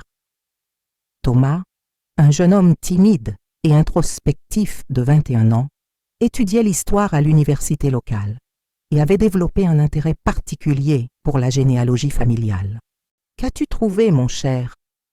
Il posa une enveloppe sur la table. « J'ai fait des recherches dans les registres de la famille pour un projet académique.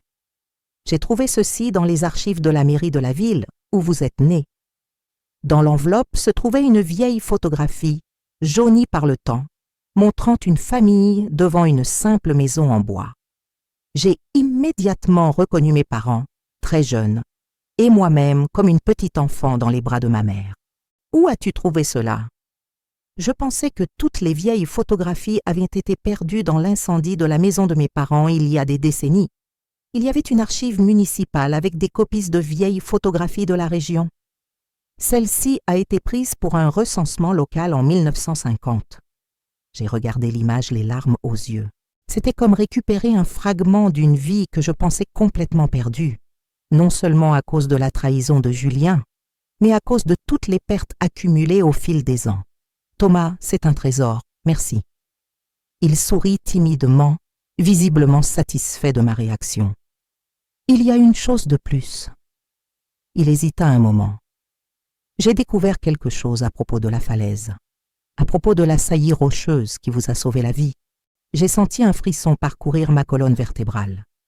Même après tout ce temps, toute mention de ce jour provoquait une réponse physique immédiate. Qu'as-tu découvert ? Cette saillie, elle n'aurait pas dû être là. Comment ça ? J'ai fait des recherches dans les registres géologiques de la région, dans le cadre d'un travail interdisciplinaire. Selon tous les relevés antérieurs, cette formation spécifique n'existait pas jusqu'à 1 an avant l'incident. Elle est apparue après un petit glissement de terrain. Et le plus étrange, elle a disparu dans un autre glissement quelques mois après votre sauvetage. Un silence profond tomba sur nous trois.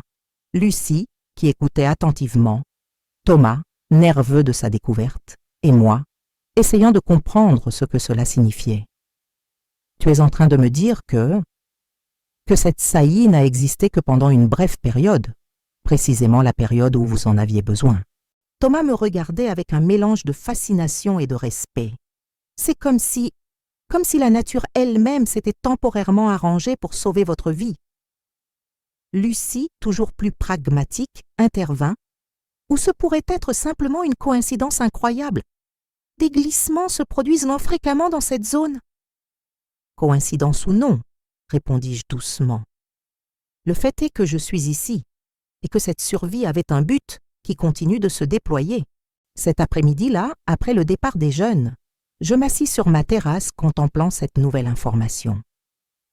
L'idée que cette saillie rocheuse, ma salvation littérale, n'ait existé que brièvement, précisément quand j'en avais besoin, semblait confirmer ce que j'avais toujours ressenti, que ma survie n'était pas accidentelle.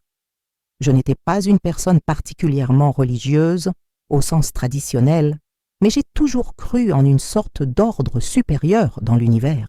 Cette révélation sur la nature temporaire de la saillie intensifiait ce sentiment de dessein défini. Si cette histoire a touché votre cœur, je vous prie d'envisager de vous abonner à la chaîne et de la partager avec ceux qui pourraient avoir besoin d'entendre ce message d'espoir et de transformation. Ensemble, nous pouvons faire la différence dans la vie de nombreuses personnes âgées vulnérables. Une semaine plus tard, je reçus une invitation à participer à un documentaire international sur la violence envers les personnes âgées. La réalisatrice, une cinéaste primée, voulait m'accompagner lors de mon prochain voyage en Espagne, où nous aiderions à mettre en œuvre un programme basé sur le modèle de la Fondation Nouveau Regard. Votre travail inspire des changements mondiaux, expliqua-t-elle au téléphone. Nous voulons montrer l'impact concret de comment une histoire individuelle peut transformer les politiques publiques et les attitudes sociales. Sophie, qui à 52 ans dirigeait maintenant officiellement la Fondation, m'encouragea à accepter. Vous méritez de voir la portée de ce que vous avez créé, et votre présence fait toute la différence pour les personnes que nous rencontrons. Le voyage en Espagne fut révélateur à bien des égards. J'ai rencontré des personnes âgées dans des situations terriblement vulnérables, beaucoup vivant des histoires effrayamment similaires à la mienne. Manipulation financière, abus psychologiques, menaces physiques, souvent par leur propre famille. Comment avez-vous trouvé la force de dénoncer votre propre fils ? Me demanda une dame de 84 ans lors d'une rencontre à Madrid. Mon petit-fils vole ma pension depuis des années, mais je n'arrive pas à le dénoncer. C'est mon sang. L'amour véritable n'abuse pas, répondis-je, tenant ses mains ridées. Et parfois, la plus grande preuve d'amour que nous puissions donner à quelqu'un est d'établir des limites, pas seulement pour nous, mais pour eux aussi. J'ai vu des larmes dans les yeux de l'équipe de tournage qui documentait ce moment. La cinéaste me confia plus tard qu'elle avait perdu sa grand-mère dans des circonstances similaires. Elle était morte seule, après avoir été financièrement exploitée par son propre fils jusqu'à son dernier centime. Ce que nous filmons ici n'est pas seulement votre histoire, me dit-elle. C'est l'histoire d'une épidémie silencieuse qui affecte les personnes âgées dans le monde entier, et vous montrer qu'il est possible non seulement de survivre, mais de transformer cette expérience en changement.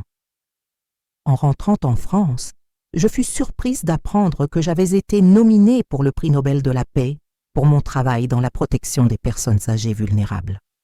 La nomination, faite par un groupe de parlementaires de différents pays, était une reconnaissance de l'impact international que notre lutte avait atteint. Je ne m'attends pas à gagner, commentai-je auprès de Sophie lorsqu'elle, euphorique, me montra la nouvelle dans les journaux. Mais la nomination est déjà une énorme victoire pour notre cause. Elle place les droits des personnes âgées au centre d'une discussion mondiale. Vous méritez chaque reconnaissance, insista-t-elle. Vous avez transformé la pire trahison imaginable en un mouvement qui sauve des vies. Tandis que l'attention internationale grandissait, je reçus une lettre qui me troubla profondément. Elle venait de Julien, l'homme qui avait tenté de m'extorquer après l'arrestation de Julien et Charlotte, l'homme contre lequel Charlotte m'avait mise en garde et qui avait ensuite été arrêté. Maintenant en liberté conditionnelle, après avoir purgé une partie de sa peine, il demandait une rencontre. Pourquoi ? Questionnai-je l'avocat de la Fondation lorsque nous discutions de l'affaire. Que pourrait-il possiblement vouloir de moi après toutes ces années ? Il dit qu'il a des informations importantes sur Julien que vous devriez connaître. Des informations qui pourraient apporter la paix à certaines de vos questions sans réponse. C'était une proposition intrigante et en même temps effrayante. Julien avait été un criminel dangereux, associé aux dettes de jeu de Julien, peut-être même impliqué dans la planification initiale de l'attentat contre ma vie. Après beaucoup de réflexions et contre l'avis de certains amis proches, je décidai de le rencontrer, mais dans un lieu public, avec une sécurité discrète, et Sophie toujours à mes côtés. Le café choisi était situé au centre-ville, toujours animé. Julien arriva ponctuellement, un homme d'âge moyen, les cheveux grisonnants aux tempes, des yeux attentifs qui évaluaient constamment l'environnement. La cicatrice sur son cou, que Charlotte avait mentionnée des années auparavant, était encore visible malgré le col roulé qu'il portait. « Merci de me recevoir, Madame Leroy », dit-il après les salutations formelles. « Je ne m'attendais pas à ce que vous acceptiez. »« Je suis mue par la curiosité, » répondis-je directement. « Que pourriez-vous savoir sur Julien que je ne sais pas ?» Il prit une gorgée de café avant de répondre, comme s'il organisait ses pensées. « J'ai connu votre fils bien avant ce que vous imaginez. Pas seulement comme créancier ou associé dans les dernières années. Nous avons grandi ensemble dans le même quartier. » Cette information me surprit. Julien n'avait jamais mentionné une telle connexion. Julien a toujours été différent, continua Julien. Même enfant, il avait une façon calculatrice. Il manipulait les situations pour toujours s'en sortir, peu importe qui était blessé dans le processus. Pourquoi me racontez-vous cela maintenant? Parce que j'ai vu votre travail, ce que vous avez construit à partir de cette tragédie, et parce que j'étais là. Je sentis un frisson parcourir ma colonne vertébrale. Là où? Sur la falaise, ce jour-là. Sophie se pencha immédiatement en avant, protectrice. « Que dites-vous » ? « Ce n'était pas prévu que je sois là, » expliqua rapidement Julien. Julien me devait beaucoup d'argent. Je le suivais pour m'assurer qu'il ne s'enfuirait pas avant de me payer. Il y avait des rumeurs qu'il prévoyait de disparaître. « Vous avez vu » demandai-je, ma voix presque défaillante. « Vous avez vu ce qu'ils ont fait » Il acquiesça gravement. « J'ai tout vu, d'une position plus haute sur le sentier. J'ai vu quand ils vous ont amené au bord. J'ai vu quand ils vous ont poussé. J'ai entendu votre cri. Mes mains tremblaient maintenant. Et vous n'avez rien fait pour aider ? Sur le moment, non. J'étais choquée pour être honnête. Aussi calculateur que soit Julien, je n'avais jamais imaginé qu'il serait capable de ça. Quand j'ai compris ce qui se passait, c'était déjà arrivé. Et alors, j'ai vu quelque chose que je n'ai jamais pu expliquer. Il semblait maintenant véritablement déconcerté. Pendant que vous tombiez, il y a eu je ne sais pas comment le décrire, une sorte de lumière, une lueur, et vous n'êtes pas tombé comme vous auriez dû. C'était comme si quelque chose ralentissait votre chute, vous guidant vers cette saillie plutôt que vers le fond de la vallée. Sophie et moi échangeâmes des regards rapides. C'était la troisième personne qui rapportait avoir vu quelque chose d'inexplicable pendant ma chute. D'abord Charlotte, maintenant Julien. Et cela correspondait à ma propre expérience surréaliste de ce moment. Qu'avez-vous fait ensuite? J'ai continué à observer. J'ai vu Julien et Charlotte discuter. Je les ai vus partir sans vérifier si vous étiez vraiment morte. Et puis, j'ai fait la seule chose décente que je puisse dire avoir faite dans ma vie. Quoi? C'est moi qui ai appelé les secours. J'ai utilisé une cabine téléphonique à des kilomètres de là. J'ai donné un faux nom, mais j'ai veillé à ce qu'ils sachent exactement où chercher. Je ne pouvais pas vous laisser mourir là, pas après ce que j'avais vu. Cette révélation me laissa sans voix. L'homme, qui plus tard tenterait de m'extorquer, avait été, ironiquement, instrumental dans mon sauvetage initial. Pourquoi avez-vous essayé de m'extorquer après, alors? Parce que je suis qui je suis, répondit-il avec une simplicité brutale. Ou qui j'étais, du moins. J'ai vu une opportunité et j'ai essayé d'en profiter. Je ne dis pas que je suis devenu un saint à ce moment-là. J'ai juste fait une chose correcte au milieu de nombreuses mauvaises. Nous restâmes silencieux quelques instants, le bruit du café autour de nous contrastant avec l'intensité de notre conversation. « Il y a une chose de plus que vous devriez savoir, » dit finalement Julien. Quelque chose que Julien m'a dit des années avant. L'incident. Quoi? Il a toujours su qu'il n'était pas votre fils biologique? Cette affirmation me frappa comme la foudre. Quoi? C'est impossible! Il était le fils de Pierre et moi. Il n'y a jamais eu le moindre doute. Julien secoua lentement la tête. Il l'a découvert par hasard en fouillant dans de vieux documents pendant la maladie de votre mari. Il a trouvé des papiers d'adoption. D'après ce que j'ai compris, vous l'avez adopté quand il n'avait que quelques semaines. Mon esprit tournoyait, essayant de traiter cette information explosive. C'était vrai que Julien avait été adopté. Un secret que Pierre et moi avions décidé de ne jamais révéler, pas même à lui. Comment Julien pouvait-il savoir cela? Il l'a mentionné plusieurs fois quand il buvait trop, continua Julien. Il disait que cela expliquait pourquoi il n'avait jamais ressenti de véritable connexion avec vous, pourquoi il s'était toujours senti comme un étranger dans sa propre famille. Il utilisait cela pour justifier beaucoup de ses actions. Mais Nous l'avons aimé comme le nôtre depuis le premier jour, répondis-je, les larmes coulant maintenant librement. Nous lui avons donné tout ce que nous pouvions. Jamais, pas un seul instant, nous ne l'avons considéré comme moins que notre propre sang.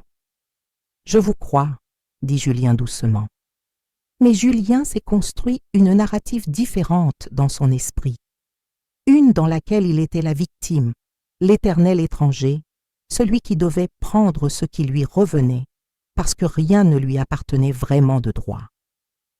Cette révélation jetait une nouvelle lumière sur toute la tragédie. Elle ne justifiait rien de ce que Julien avait fait, mais elle offrait un aperçu de la distorsion psychologique qui peut se produire quand quelqu'un s'accroche à un ressentiment profondément enraciné. Quand la rencontre se termina, Julien me remit une enveloppe. Ce sont quelques vieilles photos, de Julien enfant, certaines avec vous et votre mari. Je les ai trouvées parmi ces affaires qui sont restées avec moi après tout. J'ai pensé que vous aimeriez les avoir. J'acceptai l'enveloppe d'une main tremblante. Pourquoi avez-vous vraiment voulu me rencontrer après toutes ces années? Il réfléchit à la question un moment. Parce que j'essaie de réparer ce que je peux avant qu'il ne soit trop tard. Je n'attends ni pardon, ni rédemption. J'ai simplement pensé que vous méritiez de connaître toute la vérité. Ce soir-là, assise dans mon fauteuil préféré avec Sophie encore à mes côtés pour un soutien émotionnel, j'ouvris soigneusement l'enveloppe de Julien. Les photographies étaient des fragments d'une vie qui semblait appartenir à quelqu'un d'autre. Julien enfant, à son premier jour d'école, Julien adolescent, à sa remise de diplôme, Julien jeune adulte à son mariage. Et parmi elles, je trouvais quelque chose qui me coupa le souffle, une lettre jaunie par le temps, écrite avec l'écriture de mon défunt mari Pierre. Mon fils Julien, si tu lis cette lettre, cela signifie que tu as finalement trouvé les papiers de ton adoption. Ta mère et moi avions prévu de te le dire quand tu aurais 18 ans, mais ma santé se détériore et je crains de ne pas être là pour cette conversation importante. Je veux que tu saches que, depuis le moment où nous t'avons pris dans nos bras, tu as été notre fils dans tous les sens qui importent. Il n'y a aucune différence dans l'amour que nous ressentons pour toi, parce que nous ne partageons pas le même sang. En fait, il y a quelque chose de spécial à savoir que nous nous sommes mutuellement choisis comme famille. Tu peux te demander qui sont tes parents biologiques. Nous savons peu de choses, seulement que ta mère était très jeune et sans moyens pour t'élever, et qu'elle t'a spécifiquement confié à l'adoption en espérant que tu aurais une vie meilleure. C'était un acte d'amour, pas d'abandon. Fils, j'espère que cette révélation ne changera pas la façon dont tu te vois ou dont tu vois notre famille.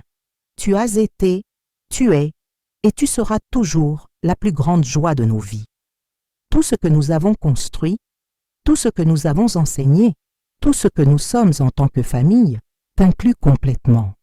Avec un amour éternel, ton père, Pierre. La lettre n'avait jamais été remise. Pierre avait dû l'écrire pendant qu'il était malade, prévoyant de la donner à Julien à un moment approprié. Mais il est décédé avant cela. Et la lettre est restée oubliée parmi des documents qui sont finalement arrivés entre les mains de Julien lors de l'organisation de la succession. J'ai longuement pleuré après avoir fini de lire. Sophie, qui lisait par-dessus mon épaule, avait aussi les larmes aux yeux. « Il savait, murmurai-je. Julien savait à quel point il était aimé, à quel point il était chéri, et pourtant, il a choisi de s'accrocher à la narrative de l'abandon, de la différence, du ressentiment. Certaines personnes cherchent des raisons pour justifier ce qu'elles ont déjà décidé de faire, répondit sagement Sophie. Peut-être avait-il besoin de ce ressentiment pour poursuivre le plan terrible qu'il avait élaboré. Dans les jours qui suivirent, j'ai traité ces nouvelles informations. L'idée que Julien avait construit une identité basée sur un ressentiment d'être adopté, même en ayant été profondément aimé, était douloureuse, mais aussi éclairante. Cela ne diminuait pas la gravité de ses actions, mais offrait une perspective plus complète sur la complexité psychologique qui les sous-tendait. Le documentaire sur notre travail en Espagne fut lancé au Festival du film des droits humains de Berlin, recevant des acclamations critiques et élargissant encore la visibilité de la cause. Lors de la séance de première, la réalisatrice m'invita sur scène pour une conversation après la projection. « Madame Leroy », demanda une jeune femme dans le public, « après tout ce que vous avez découvert sur votre fils, après toutes les révélations, pouvez-vous lui pardonner ?» C'était une question que j'avais reçue d'innombrables fois au fil des ans, et pourtant, elle me faisait toujours faire une pause et réfléchir. « Le pardon est un voyage, pas une destination, » répondis-je finalement. Il y a des jours où je sens que j'ai réussi à pardonner, non pas parce que ce qu'il a fait était pardonnable, mais parce que le pardon me libère du poids de la haine. Et il y a des jours où la douleur revient, aussi fraîche que lors de ce premier moment de trahison. Je fis une pause, considérant soigneusement mes prochains mots. Mais ce que j'ai appris, c'est que nous n'avons pas besoin d'attendre le pardon parfait pour aller de l'avant. Nous n'avons pas besoin de résoudre toutes les questions sans réponse pour trouver un but. Parfois, c'est précisément dans les fissures de nos histoires brisées que la lumière la plus puissante parvient à entrer. À la fin de ma réponse, le public éclata en applaudissements. Je vis des larmes sur de nombreux visages, pas seulement de compassion pour mon histoire personnelle, mais de reconnaissance. Reconnaissance que nous portons tous nos propres chutes, nos propres trahisons, nos propres questions sans réponse complète. 7 ans après ce jour sur la falaise, à 78 ans, je continue mon voyage, littéralement et métaphoriquement. J'utilise encore une canne pour marcher, je ressens encore des douleurs, des anciennes fractures, je me réveille encore occasionnellement de cauchemars de chute. Mais ces limitations et cicatrices ne définissent pas ma vie. Elles ne sont que des parties d'une histoire beaucoup plus grande. Une histoire sur comment, parfois, nous devons tomber pour découvrir notre véritable force. Comment, parfois, les pires trahisons peuvent nous mener à nos buts les plus significatifs. Comment, parfois, les miracles ne viennent pas sous la forme que nous attendons, mais exactement sous la forme dont nous avons besoin. La saillie rocheuse qui a sauvé ma vie ce jour-là n'existe plus physiquement, un détail qui me donne encore des frissons quand j'y pense. Mais sa signification et son impact continuent de s'étendre, touchant des vies bien au-delà de ce que j'aurais pu imaginer. Et c'est peut-être ça, le vrai miracle, pas seulement que j'ai survécu à cette chute impossible, mais que la chute elle-même est devenue un envol qui continue d'élever d'autres personnes avec moi. L'histoire qui a choqué tout le monde au tribunal ne s'est pas terminée quand le marteau du juge a frappé pour la dernière fois. Elle continue de se déployer dans chaque personne âgée protégée, dans chaque loi mise en œuvre, dans chaque changement d'attitude sur la façon dont nous valorisons nos générations plus âgées. Dans mes conférences, je conclus souvent avec les mots qui sont devenus un mantra pour moi et pour tant d'autres. Nous ne sommes pas définis par les abîmes dans lesquels nous tombons, mais par ce que nous construisons après avoir survécu à la chute. Et ceci, plus que toute autre chose, est la vérité que j'ai révélée au tribunal et que je continue de révéler au monde, que même dans les histoires les plus sombres de trahison, il existe une possibilité de lumière. Une lumière qui peut guider non seulement nous-mêmes, mais tous ceux qui cherchent encore leur chemin à travers l'obscurité. Je remercie de tout cœur chacun d'entre vous qui a suivi mon histoire jusqu'à la fin. Si vous connaissez quelqu'un en situation vulnérable, ou si ce récit vous a touché, je vous prie de le partager et d'aider à diffuser ce message. Ensemble, nous pouvons protéger nos aînés et transformer les tragédies en objectifs. Laissez votre commentaire, abonnez-vous à la chaîne et rejoignez-nous dans cette mission vitale.